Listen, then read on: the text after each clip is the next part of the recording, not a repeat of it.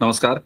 प्रारब्ध पर आप सभी का स्वागत। मैं अवनीश। चैनल आपने सब्सक्राइब किया है, वीडियोस को आप लाइक करते हैं, शेयर करते हैं, इसके लिए बहुत बहुत धन्यवाद। बेल आइकन जरूर दबाइए ताकि किसी भी अपलोड की सूचना सीधे आपको मिले। स्क्रीन के दूसरे हिस्से में आप उन्हीं व्यालोक पाठक जी को देख रहे हैं जिनके लिए प्रारब्ध के इस मंच से विशेष स्वागत वाली थाली नियमित रूप से तैयार रहती है। उसी थाली के साथ व्यालोक जी का बहुत बहुत स्वागत। व्यालोक जी नमस्कार, प्रणाम, जय जय श्री राम, स्वागत। आपके आपको और प्रारब्ध के सभी दर्शकों श्रोताओं को प्रणाम, नमस्ते, जय जय सिया राम। व्यालोक जी, बड़ा अच्छा विषय लेके आया हूं आपके लिए, आपके प्रिय राहुल गांधी के लिए।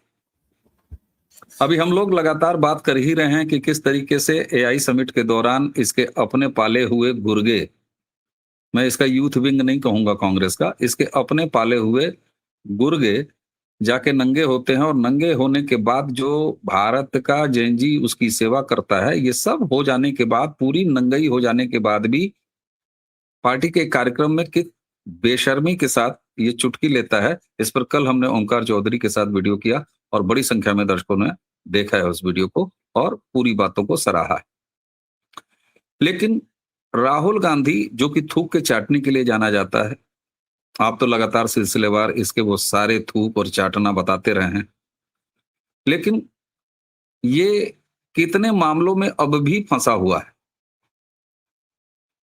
और इसका अंतिम इलाज, अगर इसको इसी देश में 99 सीटें भी दे दी जाती हैं और सांसद भी बना दिया जाता है, इसकी माँ को भी उतना विधायकों की संख्या दे दी जाती है कि वो राज्यसभा पहुंच जाती हैं, वायनाड से इसकी बहन को भी सांसद बना दिया जाता है, लेकिन अंततः जो अपराध ये भारत के खिलाफ करता है या खुद अपने निजी जीवन में करता है, मुझे न्यायपालिका से बड़ी उम्मीद है। मैं सच कहता हूं, एक बार फिर हो सकता है कि आप मुझे डांट बैठे कि नहीं साहब, आपको न्यायपालिका से उम्मीद नहीं है, लेकिन इसकी नागरिकता से जुड़ा हुआ एक मामला जो कि पहले सेशन कोर्ट में लगभग नकार दिया गया था। ये कार्यकर्ता विघ्नेश हैं, भारतीय जनता पार्टी के कार्यकर्ता हैं, उन्होंने इसकी दोहरी सिटीजनशिप के मामले में लगातार वो पैरवी कर रहे हैं। सेशन कोर्ट ने इसको नकार दिया था, लेकिन उसके बाद हाई कोर्ट ने इसका संज्ञान लिया है और पूरी फाइल इसकी नागरिकता, दोहरी नागरिकता से जुड़ी हुई, वो तलब किया। और अब हाई कोर्ट के इस निर्णय के बाद सरकार को ये काम करना ही पड़ेगा, जिसमें कि अगली सुनवाई भी तय हुई है। सवाल ये होता है कि 28 जनवरी का जो आदेश एमपी एमएलए कोर्ट ने खारिज किया था, जिस आदेश में, उस पर हाई कोर्ट ने यह संज्ञान लिया है और संज्ञान लेने के बाद ये कहा है कि हमको पूरी फाइल दे दीजिए। राहुल और इसका परिवार क्या अब भारत से निर्वासित कर दिए जाने योग्य नहीं है? कुछ लोगों को यह सवाल लगेगा, बड़ा अलोकतांत्रिक सवाल है। मैं तब ये बात कह रहा हूं कि जब ये पल प्रतिपल भारत के विरोध में ही सोचता है, भारत का अहित ही चाहता है, तो मैं तक कहूंगा कि भगवान करे कि नागरिकता का ये फ्रॉड इसका आ जाए और इसे इस देश से लात मार के भारत की न्यायपालिका ही भगा दे। पहलोक जी। सर देखिए, सबसे पहले तो दो लोगों का इसको धन्यवाद देना चाहिए, हालांकि ये कृतज्ञ लफंगा किसी का धन्यवाद नहीं देगा। एक तो हमारे श्रद्धेय अटल जी जो थे, उन्होंने एक भयंकर भूल की और इसको अमेरिका में बचा लिया। लोग कहेंगे कि उसका सबूत नहीं है वगैरह नहीं है, बहुत चीजों के सबूत नहीं होते हैं भाई, और बहुत चीजें चलती रहती हैं। सबूत तो इसका भी नहीं है कि ऑगस्टा वेस्टलैंड में इसकी माँ ने पैसे खाए, सबूत तो इसका भी नहीं मिला कि 2G स्कैम हुआ, लेकिन न्यायपालिका ने 2G स्कैम रद्द किया था ना, 2G आवंटन रद्द किया था, और सुप्रीम कोर्ट ने कहा था कि हम इससे ज्यादा कुछ नहीं कर सकते, क्योंकि आपकी जो न्याय प्रणाली है, जिस पर आप जब तक मुझे निकालते हैं कि ये अच्छा हो रहा है। केजरीवाल का देख लीजिए, राहुल रेवेन्यू कोर्ट ने दोष मुक्त किया और दिल्ली हाई कोर्ट ने फिर से डंडा रेल दिया, और कड़ी टिप्पणी के साथ कि भाई ये इनको बहुत शहीद मत बनाओ और ये कोई भगत सिंह नहीं है। एसआईआर देख लीजिए, एसआईआर देख लीजिए। एसआईआर पर तो कल ही माननीय सुप्रीम कोर्ट ने व्यवस्था दी है कि आप अगर न्यायिक अधिकारियों पर उंगली उठाएंगे तो उंगली तोड़ देंगे हम। मतलब भाषा ये नहीं थी, भाव ये था। खैर, पहली गलती माननीय अटल जी की, इस लुच्चे लफंगे को, वो कवि हृदय आदमी, भावुक आदमी एंटोनियो मायनो रोते हुए गई, इस ड्रग एडिक्ट को उन्होंने बचा लिया, पहली चीज। दूसरा, इसको रोज सुबह उठ के भारतीय न्याय प्रणाली को अपने ईसाई परंपरा के तहत, जैसे भी ये लोग प्रणाम वगैरह करते हो, क्योंकि ईसाई कैसे करते हैं पता नहीं, रोज धन्यवाद अदा करना चाहिए क्राइस्ट का और यहाँ की न्याय प्रणाली का। वरना ये 15 वर्षों से इतने मामलों में है, हर एक बार ये माफी मांगता है। 5 माफियां तो मुझे जुबानी याद हो गई है। आरएसएस को इसने गांधी हत्या से जोड़ा, उसमें माफी मांगी, अनकंडीशनल अपॉलॉजी सर। चौकीदार चोर है, उसमें माफी मांगी, राफेल वाले में माफी मांगी, वीर सावरकर को जब उनके पोते ने इसको रेला तो वहां माफी मांगी। अब इसके नाम, अब इसके मुंह से, इस लुच्चे के मुंह से आप कभी वीर सावरकर का नाम नहीं सुनते होंगे। ऐसे ही थोड़े ये चुप हुआ है। अब आते हैं नागरिकता पर। इसकी मां जब भी आई 25 वर्षों तक उसने नागरिकता नहीं ली। नागरिकता लेने के 8 साल पहले जाके वोट भी गिराई, 4 साल पहले। वो मामला एक अलग चल रहा है। और उस समय लोकतंत्र का कैसा सुंदर दृश्य था अवनीश जी। एक फोटो मुझे याद है, मेरे किशोरावस्था की होगी, क्योंकि उस समय राजेश खन्ना लड़े थे दिल्ली से चुनाव, और बैलेट पेपर से होता था चुनाव। और सोचिए कितना मजबूत हमारा लोकतंत्र था कि एंटोनियो मायनो वोट दे रही है, सामने ओरिजिनल पप्पू, इस विषधर को लोग जो भी पप्पू कहते हैं बहुत बड़ी गलतफहमी करते हैं। इसका बाप राजीव गांधी असली पप्पू था, जिसके बारे में कांग्रेस के कुकर्मी कांग्रेसी कहते हैं कि कंप्यूटर लाद के लाए थे। अबे आईबीएम को कौन भगाया था बे? और ये टीसीएस कब बन गई थी?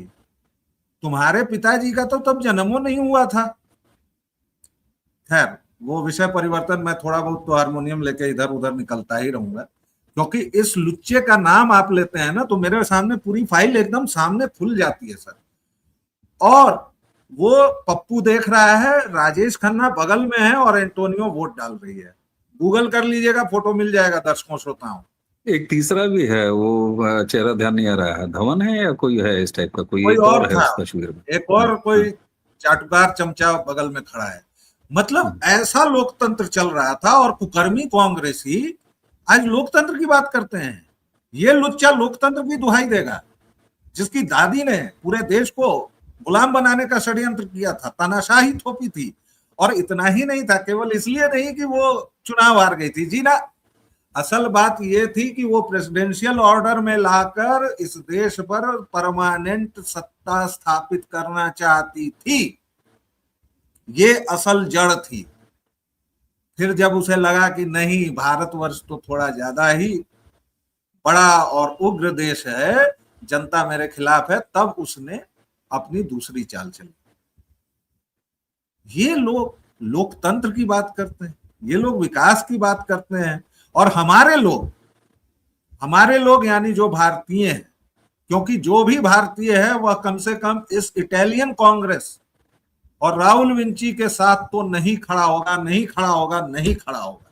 अगर आप कुकर्मी कांग्रेसी के साथ खड़े हैं तो आप भारत के विरुद्ध हैं। ये सीधी सी बात है और ये प्रूवन फैक्ट है। इसको कहीं से मुझे कोई सिद्ध करने की जरूरत नहीं है। आप कहिएगा तो मैं 1.5 घंटे 1.5 दिनों तक लगातार बोलता रहूंगा कि कांग्रेस ने इस देश के साथ कैसे कैसे घात किए हैं। शुरुआत कीजिएगा अगर मौलाना नेहरू से, और आइएगा ईसाई एंटोनियो मायनो, जो इसने वेटिकन के इशारे पर इस देश को 10 वर्षों तक बेचा है, वहां तक इनके कुकर्मों की गाथा इतनी लंबी है कि 7 समद की मसी बनो, लेखन सब बन रहा है, धरती सब कागज भयो, कुकर्मी कांग्रेस के कुकर्म लिखे न जाएं। जी हां, अब आइए जरा इसकी नागरिकता पर। एक शोएब चौधरी हुआ करते हैं, हाल में उन्होंने 6 महीने साल भर पहले पूरी इसकी कुंडली बांची है। उस कुंडली बांचने से पहले भी लगातार, किसको नहीं पता है, केवल कोर्ट नहीं देख पाती है भाई। कोर्ट तो ऐसी है कि ताजमहल के बारे में विष्णु जी जैन बता रहे थे कि वहां की सिविल कोर्ट में जब किया तो कह रहे हैं भाई साहब, कोर्ट कह रही है कि हमें तो पता नहीं है कि ताजमहल कहाँ है। मजाक बना के रखा है सीजेआई साहब, ये आपकी न्याय व्यवस्था है। आगरा में आपको ताजमहल का पता नहीं चल रहा है, कमाल करते हैं। अद्भुत बात है, कोर्ट ही इसको सजा देगी कि जितनी जो भी गति हो, इसके खिलाफ जो अंबार लगते जा रहे हैं ना, वो चाहे इसके परनाना ने जो भी हेराल्ड वेराल्ड शुरू किया, उसके साथ इसकी मां ने जो भी घपला घोटाला किया, मतलब आप कमाल देखिए। एंटोनियो मायनो ने एक संस्था को बचाने के लिए दूसरी संस्था को बेचा, खरीदा किसने? तत्कालीन कांग्रेस कोषाध्यक्ष ने, और फिर उसको वापस किसने बचाया? एंटोनियो मायनो ने। और उस पूरी कमेटी कौन लोग हैं? एंटोनियो मायनो, राहुल विंची और तत्कालीन कोषाध्यक्ष। यार इस देश को ये लोग क्या समझते हैं? और आज की तारीख में जब पूरी चीजें खुल गई, क्यों ये लोग व्हाट्सएप यूनिवर्सिटी कह के मजाक बनाते हैं जानते हैं अवनीश जी? क्योंकि इनके झूठों की धज्जियां उड़ जाती हैं, इसलिए इन कांग्रेसी और व्यभिचारी वामपंथियों की आदत है कि जिस चीज से लड़ ना सको उसको डिग्रेड कर दो, उसका संज्ञान ही मत लो, उसको कहोगे है व्हाट्सएप यूनिवर्सिटी। व्हाट्सएप यूनिवर्सिटी क्या? व्हाट्सएप यूनिवर्सिटी में तथ्यों के साथ आओ, बातें करो। और वैसे तो भाई अभी हाल ही में केजरीवाल का आपने नाम लिया था, केजरीवाल के बारे में कोर्ट ने क्या कहा था कि ये मुक्त हैं? जी नहीं, कोर्ट का ऑर्डर किसने? कोर्ट ने ये कहा कि ठीक से सबूत नहीं पेश, सबूत नहीं। हाँ। अरे ठीक से सबूत नहीं पेश किए गए का मतलब ये होता है कि ये लोग बरी हो गए हैं? नहीं, तो हाई कोर्ट ने जब दोबारा नोटिस इशू किया है तो उसमें जो सॉलिसिटर जनरल ने तर्क दिया ना, उसको माना उन्होंने कहा भाई बेसिक जो ट्रायल कोर्ट होती है, जो निचली अदालत है, अगर वहीं पर हम सारे गवाह खोल देंगे, सारी जो जीरा है उसको खोल देंगे, तो फिर ये वहीं पर नहीं होता है। जब धीरे धीरे दोनों पक्षों से पूछताछ होती है, दोनों गवाहों का दोनों पक्ष जो है वो जब विवेचन करते हैं, तब जाके होता है। और आपने अभी यात्रा शुरू ही नहीं और तुरंत कहा कि नहीं दोष मुक्त हो जाते हैं। इसी केस पे तो नोटिस इशू किया है हाईकोर्ट ने। बिल्कुल सही आपकी बात। 170 मोबाइल फोन तोड़े गए तो सबूत कहाँ से मिलेंगे? हाँ। नहीं सबूत हैं, बिल्कुल है। मैं ये कह रहा हूँ कि सबूत हैं। सरकार को भी पता है ना कि trial court, high court, supreme court, तो भाई सरकार भी अपने हिसाब से करेगी काम। और हाई कोर्ट ने तो कह दिया कि ज्यादा भगत सिंह बनने की जरूरत नहीं है, आप दोषी हैं या नहीं ये हम फैसला करेंगे, चलिए आइए, लेकिन अभी नाचने की जरूरत नहीं। और देखिए हाईकोर्ट ने जिस दिन से संज्ञान लिया है उस दिन से इन लोगों के मुंह पर ताला लगा हुआ है। हाँ, कट्टर ईमानदार घोषित करता, मतलब ये गजब है, सेल्फ अटेस्टेशन करता ये भी याद। उसी तरह ये जो राहुल विंची है, इसकी मुख मुद्रा देखिए, इसके अंदर का जो कॉन्स्टिपेशन है, जी हाँ कॉन्स्टिपेशन है, जो फ्रस्ट्रेशन है, डेस्परेशन है सत्ता के लिए। क्यों? क्योंकि भाई मैं उस खानदान का हूं कि पैदा हुआ तो मैं प्रधानमंत्री बनूंगा। भाई मौलाना नेहरू इस देश के प्रधानमंत्री निर्वाचित थोड़े थे, मनोनीत थे वह 5 वर्षों तक। कहिए तो इसकी कुटिलता भी दिखा दूं। दिखा दीजिए, दर्शकों को देखनी चाहिए जी। लोग कहते हैं एआई, सुना होगा आपने? एआई सुना? यहाँ पे अभी जो समिट हुआ था, सुना आपने? हाँ, कर दिया काम यूथ कांग्रेस वालों ने। ये घटिया मुस्कुराहट देखिए इस व्यक्ति की, ये तंज देखिए, ये देश पर हंस रहा है। ये देश के ऊपर, मैं उस घटिया शब्द का इस्तेमाल नहीं करूंगा क्योंकि देश तो मेरा है, इस ठीक बात। लफंगे को क्या पता, लेकिन ये देश पर हंस रहा है और अपने लोगों को पिटवा के। और कैसे कांग्रेसी हो यार तुम लोग कुकर्मी हो, तुमको ये पिटवाता है और उसके बाद कहता है लगा दिया काम, लगा दिया लगा दिया लगा दिया। वो तो मुझे एकता कपूर का सीरियल याद आ रहा है सर, जिसमें वो 3 बार ऐसे ऐसे सिर हाँ, घुमाते लगा हैं, दिया लगा दिया लगा दिया लगा दिया, चार एंगल से। इस व्यक्ति का मैं कंक्लूडिंग रिमार्क सर ये देना चाहता हूं, 19 मार्च को या अप्रैल को जब भी इसकी सुनवाई तय हुई है, मार्च, कोर्ट संज्ञान ले, कोर्ट फैसला करे। बहुत दिनों से इसके पापों का घड़ा भरा हुआ है, इस व्यक्ति को या तो निर्वासित किया जाए या इसको भारतीय जेल में डाला जाए, चाहे कुछ। बिल्कुल ठीक बात, बिल्कुल ठीक बात है। और दर्शकों, सीधी सी बात है, जिस व्यक्ति के खिलाफ सुप्रीम कोर्ट ये कह चुका है कि कोई सच्चा भारतीय ऐसा नहीं कर सकता, भारतीय सेना के अपमान के मामले में चाइना को लेकर कि जमीन कब्जा कर लिया है और उन्होंने हमारे सैनिकों को पीटा, तो निश्चित तौर पर ये केस जो इसकी ब्रिटिश नागरिकता से जुड़ा हुआ है और जिसमें BNS, passport act, official secret act और फॉरेनर्स एक्ट, इन प्रोविजंस के तहत गंभीर धाराएं हैं। और याचिकाकर्ता ये कहता है कि साहब, यही जो अपने आप को राहुल गांधी बताता है, यही व्यक्ति दरअसल रॉल विंची है।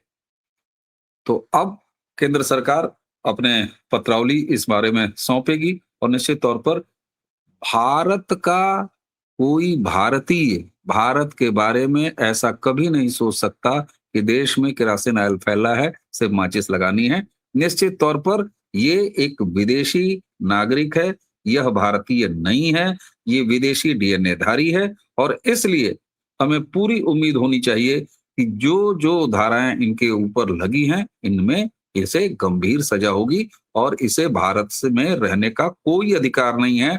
ये हमारा दुर्भाग्य है कि ये भारत की इसी संसद में संसद सदस्य के रूप में और एलओपी के रूप में भी बैठा हुआ है, लेकिन ये लगातार बताता है कि मैं भारतीय नहीं हूं।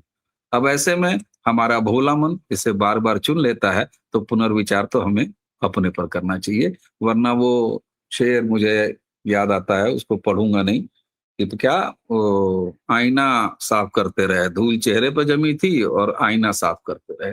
तो हमें विचार करना होगा कि हम इस खानदान को क्यों इतने साल सत्ता सौंपते रहे और इसको अब भी कुछ लोग पीएम मटेरियल मानते हैं। और आंकड़ा दे दूं तो खुश हो जाइए, सिर्फ 40% लोग राष्ट्रवाद को जीते हैं, राष्ट्रवादी सरकार बनाते हैं, 60% अब भी इसके खेमे में।